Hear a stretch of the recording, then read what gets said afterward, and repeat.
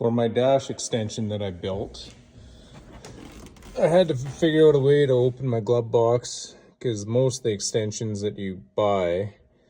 they have a notch right here all the way across, just the way that the glove box opens. So what I did was I used these cabinet hinges that actually push it out a little bit, and then so to secure it closed, I just put in a couple magnets there, so it holds it closed, and it clears this bottom just barely, but lines up pretty good.